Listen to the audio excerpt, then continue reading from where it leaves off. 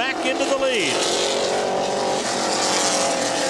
Riggins is actually still in the race. He got back out on the track, but he has got some loose body work. And that puts Gene Felton back into the lead once again.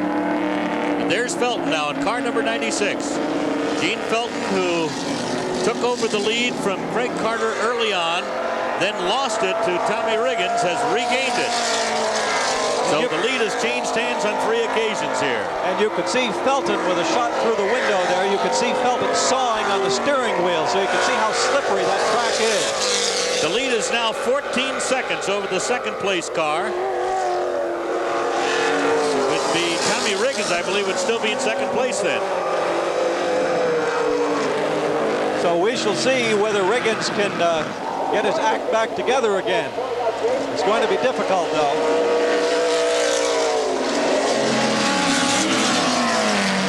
Take something out of you when you have a shunt like that. Well, it not only can have damage to the car, but there can also be an interruption in the cars and the drivers. Excuse me, that's Dennis Linker now, car number 39 in the pits from Boca Raton, Florida. They got the hood up and some smoke coming out of there. Slam it down, that'll stop the smoke. Yes, I think that'll solve the problem. In the meantime, our leader, Gene Felton, still out in front. Gene is from Marietta, Georgia. And he has been a champion of this series 4 times. The only time he missed was last year when he was working on a V6 engine and couldn't get it going. And you saw the passing flag was out there once again to let the leader get by. One of the slower cars.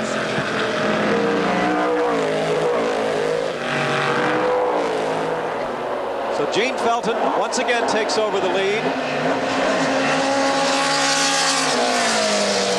This, as we mentioned, is the second time that Gene has had the lead in this 45-minute race.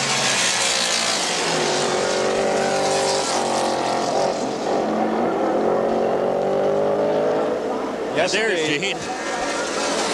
What a nice guy he is. Good old boy from Georgia. Yes, sir. He and our colleague Mike Brockman have had their times out on the racetrack. I remember one time neither one would back off, and they went off and crashed both their cars. Felton is not what you would call a delicate driver. He's a charger.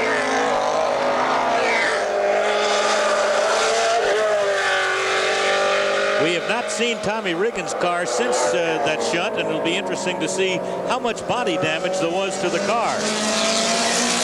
There appeared to be some fiberglass damage to the front end, but we'll have to check that out.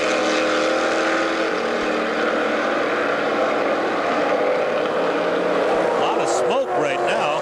Yeah, that was. There's the cause of it. There's the cause of it right there. Linker's Firebird. That is Riggins. No, that's Riggins. That's Riggins. Boy, that is really smoking badly. Tommy Riggins and that Camaro.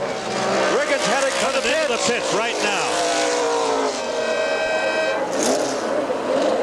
So it was more than fiberglass damage. Yep. And Mike Brockman will be right down there to see what happened.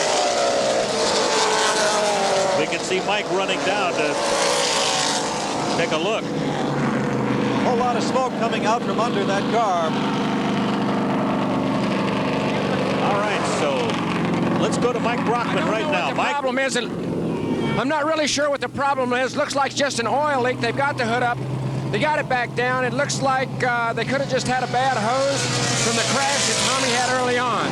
Back to you, Gil. I'll find out in a moment. Okay, thank you, Mike. Riggins still conferring there in the pits. Boy, there's a lot of smoke you can see, and I'm sure he's glad just to get out of the smoke. He's heading back out, but they haven't cured the problem. In the meantime, the leader presses on.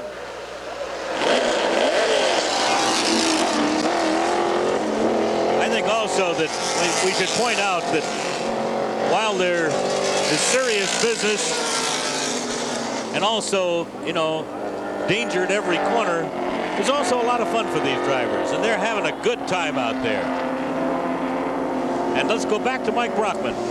We're down in Tommy Riggins' pit. It looks like they've lost their cylinder. They're blowing oil out, and he's going to go out, just minus one cylinder and try to finish the race. Okay, Mike, thank you very much. Without one cylinder, and I tell you, look at that thing smoking. I think he'll probably be black flagged off the racetrack. It looks terminal to me. There's not going to be any mosquitoes on the track at any rate. No. You can see the body damage there in the right front fender that happened from that mishap he had a little bit earlier. And now pieces are shaking loose now. Yep. That presents a real hazard on the racetrack because if this debris flies off, other cars are going to be in trouble, run over it. We can see the officials now on their phones and checking around, and we would not at all be surprised to see Tommy Riggins' black flag. No, the body work is flapping, the hood seems to be flapping, and the smoke is getting worse and worse. And his progress is getting slower and slower. It all seems to be progressive, doesn't it?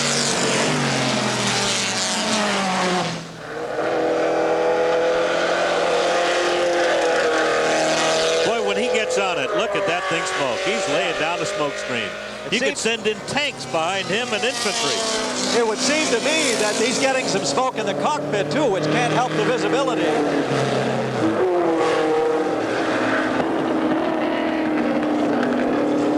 We're taking a real close-up look now. For the pits. He's heading for the pits. Yes, he is.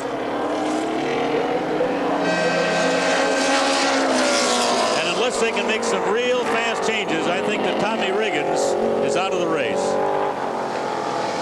It'll be up to the pit crew to see whether they can get it back in. But as we pointed out in a 45-minute race, any extended pit stop will just about take any possibility or chance of winning away from the driver. That's it. If you see a car coming into the pits, you can just about write them off as far as being in contention for the lead. Leader is still out on the racetrack now. There is Gene Felton.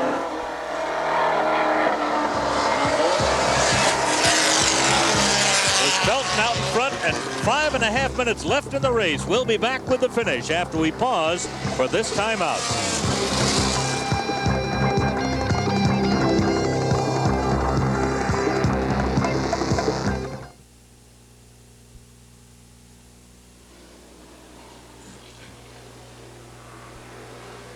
Sure. Yeah. Okay. Victor, try not to be quite as close to your mic or talk quite as loud. It distorts. A little bit. It's okay. I know you're excited. That's fine. Testing 1, 2. Okay. Hello. I'm on the spare. John just went on the spare mic. Hello. Hello, hello. This is Burchard. I'm on the spare. Hello. Hello. That's John. John. Hello. Testing. Pardon me? Does that help any? Testing. Hello. Testing. Oh, okay. Now. Okay. He's got it. All right. Back at Lime Rock. Let's get down to Mike Brockman in the pits and find out what happened to Tom.